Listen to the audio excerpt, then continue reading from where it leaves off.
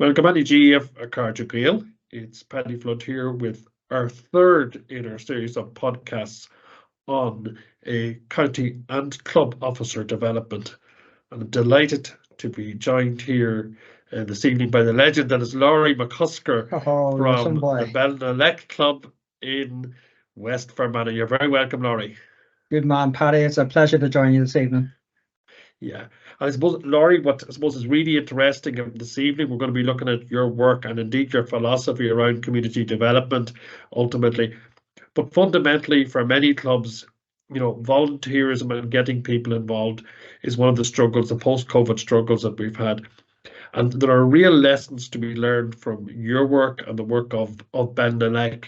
And for all of you joining us this evening, this really isn't about fundraising did take place, yes, but the key messages around this evening is innovation, getting a community involved and giving volunteers bite-sized piece of work, and then building a lifelong commitment to your GA club, wherever in the world that might be.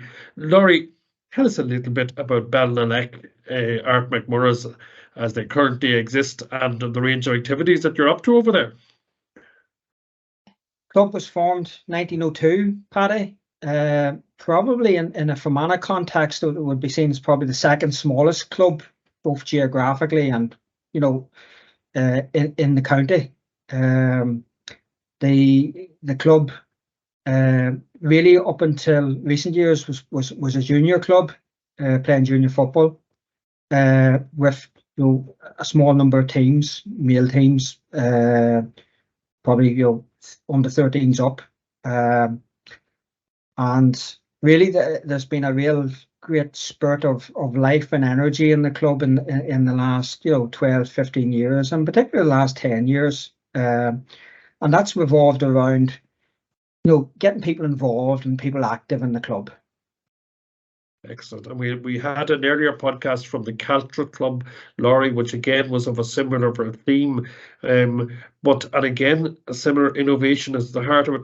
Lauri, you might just tell us a little bit about your own role with the club, and then we'll start to talk a little bit about some of the main initiatives that you've been involved with Belnaleck Art McMurrough. Well, currently I'm the hard-working treasurer, Paddy. So that involves counting the pounds in the lotto envelopes, right through to maybe helping get a few pound in, and through our patron scheme or two other, and helping the club members with pulling together, and helping deliver financially on the strategy, So that's obviously anything from the day-to-day running of the club to forward thinking and doing our capital projects or capital developments. Excellent. And Lauri, we're going to go straight in with that one there. I suppose one of the things that you've highlighted in preparation for this evening is that, sometimes just a little bit of creativity in our clubs can get a lot of things moving, and you literally got people moving on their bikes. Well, I suppose that's when I first got the call, which is 10 years ago, where a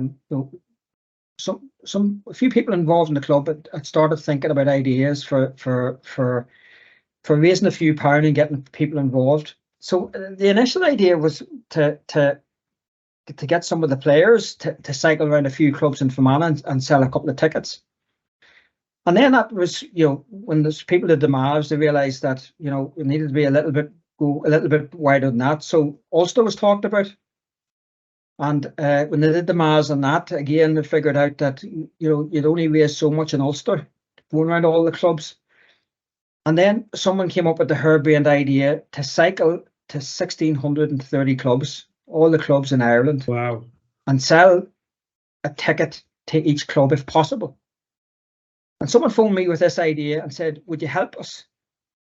And I love mad ideas, Paddy, and that was crazy. And it still is crazy when I think about it. And and will you come down and chat to us, because you know some of this type of stuff and you've got some ideas. Would you come down? So of course, shortly afterwards, a few days later, I landed down in a hall with maybe 20 or odd people, and so this proposition was put to the floor. that Belnaleck GA and representatives of would cycle to every club in Ireland. And people just bought into it. You know, it took a bit of, there was a bit of, you know, people stirring up the pot. Come on, we need to do it, lads. Come on, you know. And all of a sudden, people started putting their hands up and taking on roles. And the idea was that the summer solstice weekend of 2015, that hundreds literally of, you know, and ended up about 160 cyclists would go out on the roads of Ireland and go on certain tours and certain routes, would visit every club with a ticket in hand and offer to the club for a prize, which was a team building weekend for the winning club up in the Loch Earn Resort here in County Fermanagh. So that's basically what happened. But the idea, we soon realised that it wasn't about the cyclists. It was about people who would coordinate the cyclists. It was about people who'd support the cyclists. It was about people who'd phone ahead to all the clubs, asking them to get involved. So we needed drivers. We needed people who could use the phone. We needed people with logistic skills and organisational skills. And in most cases, we needed people who weren't actually involved in the club, but were active or involved or lived in this community, or some cases had left this community and were living for elsewhere. And that's what happened. You know that the idea kicked off probably in September 2014, and come summer solstice, you know, the last weekend of June 2015, that's what we did. 1,630 clubs were visited. Wow. And Lauri, just, you're talking about one of the smallest clubs in Fermanagh. You're talking about, you know, a really modest base, and all of a sudden you have a project which is touching every single club in Ireland, with so many people logistically involved from the Belnaleck side of things. How did you go about? This would seem impossible for many people listening this evening, like, you know. Well, we just, again, but Paddy, it's about breaking things down, you know. Like, you know, is it, I don't know, it's 160 plus clubs in Cork, you know. Well, how far are the clubs apart? So, can you put a couple of cyclists on the road and they could visit maybe 12 clubs in a day? So they could do 24 clubs in 2 days. Yeah. And then 24 clubs in 2 days. Then another couple of people could do another 24 clubs in 2 days, and another couple of people. So all of a sudden, and that's what we did. We broke it down into the provinces, and then we broke it down into the counties. And every province had a coordinator. Every county had a coordinator. And then big counties like Cork, we had to break it down to West Cork or North Cork, and we broke it down. And then we broke down the routes. And it was just basically giving people roles and asking people to get involved and asking people to get other people involved. Lauri, could you just outline to us, though, as a club, very small little club committee, how does that club committee develop themselves to be able to pull off something like this here? What is the granular detail of how we get volunteers doing all of the jobs that you obviously had involved here? I think first of all, it has to be enthusiasm. You know, you can have all the ideas in the world, but you have to have the enthusiasm to deliver upon them. So it's getting a couple of people to stand up with the enthusiasm and with that ability to engage and ask people, because that's the second thing, Paddy, alongside enthusiasm, asking people, getting people to buy in. You know, I've seen this over the years, whether it's in community development or whether it's directly through the GA, my own club and other clubs. You have to ask people, and sometimes it's who does the asking, you know. And it's and that's the key, I think. And it's, you know, getting a core group to buy in, and then, you know, and it's dedication, it's commitment. You know, I was asked, for instance, would I cycle? I had a health issue at that time, and cycling wasn't for me, you know. So I said, look, guys, I won't do the cycle. I won't be, but I'm good at logistics. So maybe that's an area that I can help you with. And then, so that was kind of the premise. We said to people, look at, can you drive? Can you, would you do a support driver for some of the cyclists down in Clare or Limerick or whatever? Can you, would you do the phone calls? Would you, if, and then the other thing we were asking was, we were reaching out to the Belnaleck mafia and the Fermanagh mafia, all over the country. Like, who do you know in Kerry? Does anybody in this room, and we'll have the hall packed, does anybody have any connections in Kerry? Yeah. And the next question would be, if go up to the Munster lead, that's Kieran up there, go up and talk to Kieran, will you? And so we were using every connection, and people were buying into that. And then people would be making phone calls to the relations or friends or old mates from college or whatever. And so we were building networks. And when people get involved in that, they actually, like getting behind it. I imagine, Lauri, there's quite a few clubs listening in saying, well, that's fascinating, but it's not really the way we do business. We have our structures in place, we have our fundraising in place, and to be able to involve so many people in such a quick time, what was the club themselves doing that was different to their previous practices? Obviously, that sense of invitation was very strong. Yeah, it went outside its immediate membership. I think that was important. Okay, it targeted people within the community who had maybe get up and go with them. That's not to say the membership or some of the members don't have get up and go. Absolutely had, but they drew upon additional resource in terms of personnel and ideas. And I think that was really important. Excellent. Now, obviously, you've raised a lot of money into this, but what is the impact at club level, looking back now a few years later? Well, that was when we did that in 2015, and the following year we did a fundraiser called Banished, Paddy, and I'll just mention that because that was an idea. Yes, because you got the appetite was wet. It seems we're going again. It was one of the impacts. We went again the following year, and we've got lots of islands on Lough Erne, and so we decided to go with the most cost effective and what we considered a simple fundraiser. We asked for 30 volunteers to be banished to an island on the lough, and they wouldn't get out without a bounty, without giving up, their bail or whatever you call it. And then we asked our family and friends to raise the bail, and we asked nobody to put significant hand in their own pockets. We asked people to do it through community fundraising, community fun events. Wow. I like that term, community fun. Or fundraising. Excellent, yes. So we asked people to go out and do sponsored walks or do sponsored people to do, auction off turf and sticks, and others to wash cars and whatever else. Of course, Poker schools, nights at the races, whatever was going to be a bit of fun, a bit of crack. And there was, so around each person there was a team of 4 or 5 or 6 raising the funds. And also, 30 people on an island, teams of 5 or 6. So you've got 180 people involved. Yeah. Wow. And then we had the celebration event, when everybody got off the island and had raised their bail and got off, and we had a bit of a hoolie and a bit of another fundraiser, to celebrate. So I think what's important is inviting people, asking people.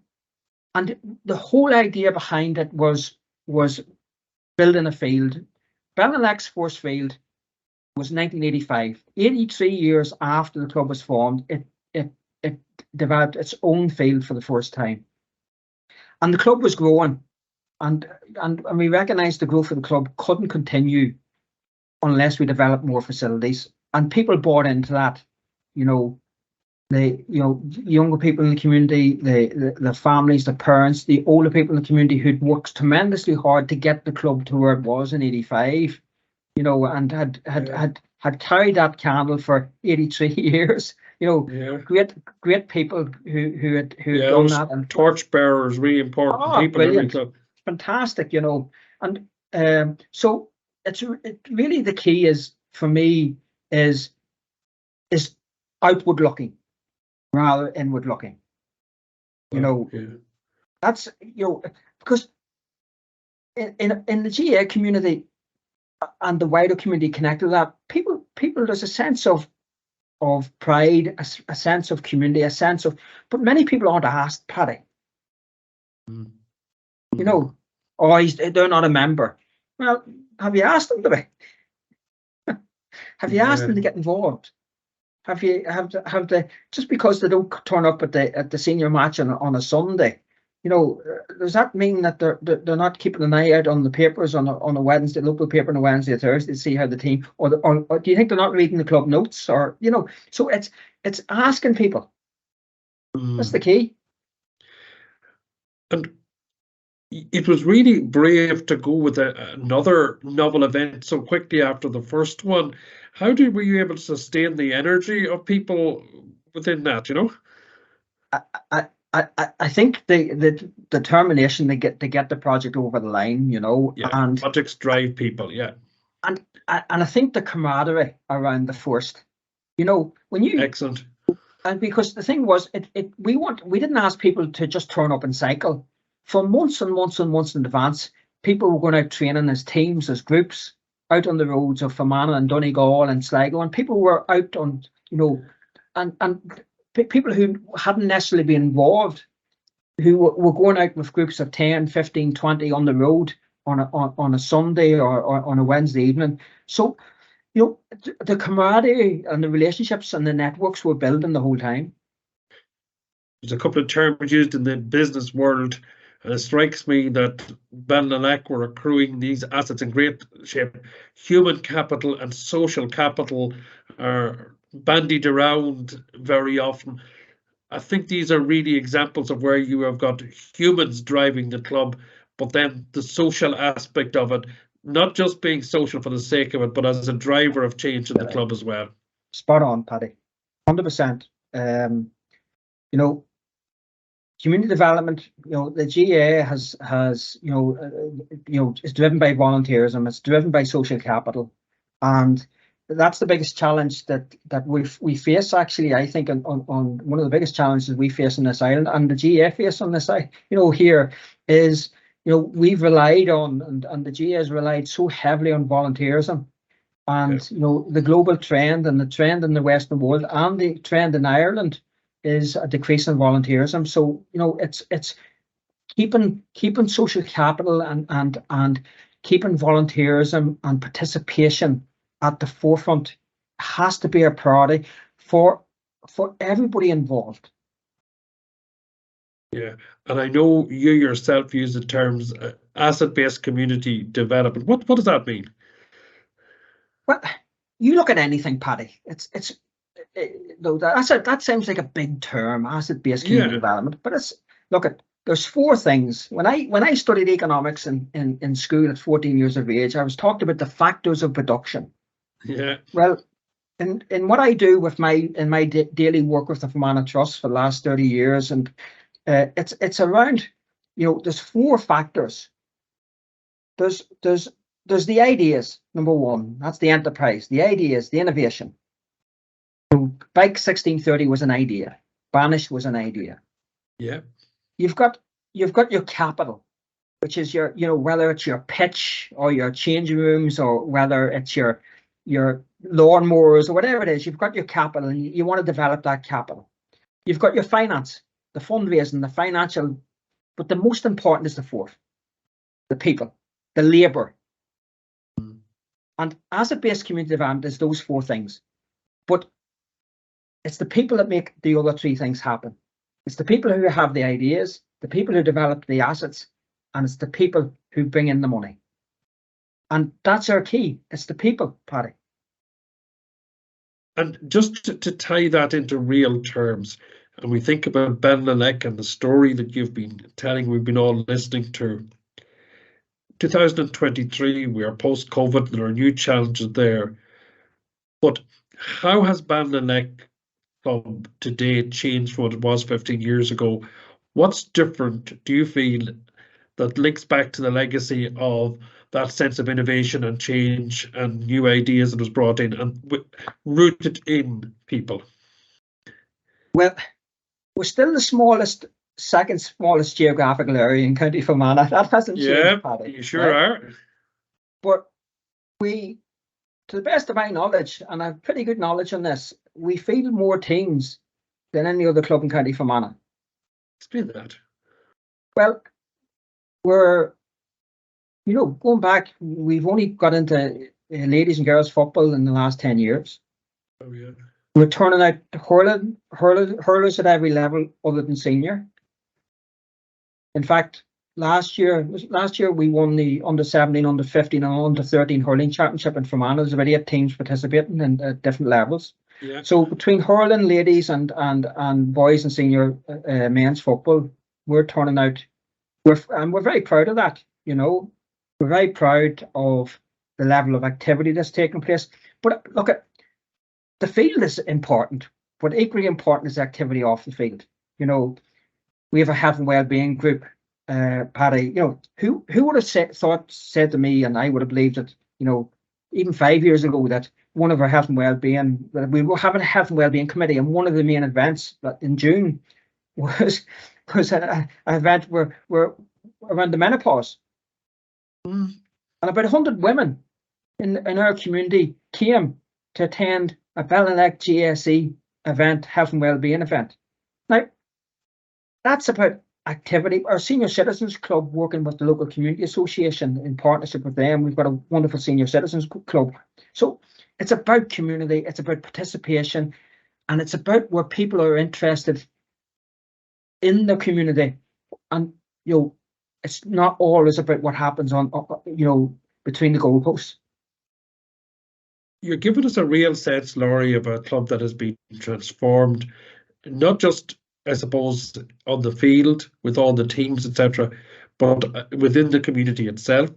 And I suppose one thing that strikes me listening to you there is that the club has just moved to expand their own capacity and impact in the Belnaleck region. But in result, that generates the next level of support that's there for the club throughout, and it's sustaining the next generation of volunteers. It's critical. And Paddy, what's really important is there'll be people listening to this tonight who in their clubs, and some clubs who do wonderful work.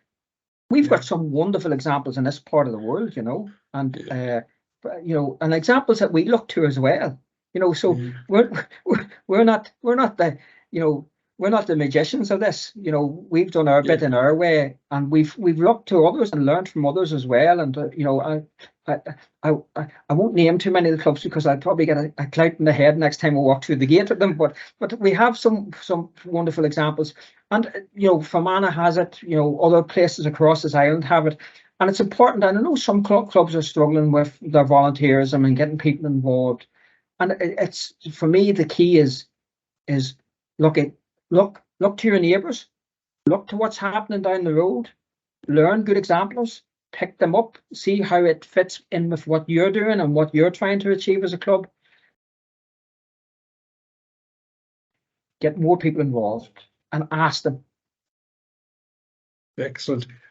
Lauri, just listened as well, the other thing I picked up from the earlier comments as well, that obviously Belnaleck is such a small geographical area, but Belnaleck seems to have covered the world, and you were tapping into that at times. Well, if you, it's who knows who, Paddy. If you're looking for an article in the Irish Independent, and who knows who were, one of our like we've a man you'll recognise, Father Brian Darcy. He's one of our members, So Father Brian, and there's other people within the club who's got connections and relationships. The great O'Connell musicians come from this part of the world. Only our rivers run free, and the connections that when you ask and you look for connections into the media, the connections into different social networks and government and public sector networks, it's looking for them, finding them, and seeing how you can utilise and draw upon them. I'm just wondering, from a club's perspective, very often people buy into the role of a chair in a particular vision for the chair. I'm sure many of you are listening, maybe treasurers, secretaries, etc. And they'll be saying it takes a certain special quality to do what Belnaleck has done, even though many clubs will put their shoulder to the wheel when it comes to fundraising activities or indeed social activities. How does the club fit that sense of creativity and engagement into all of the busy agenda of fixtures and fundraising and lottos and everything else that's going on week in, week out? How does it find space to ensure that the work you're talking about is going to happen? Well, from Belnaleck, it was in some cases, well, it was a fundraising of committee, or whether the development committee. I think,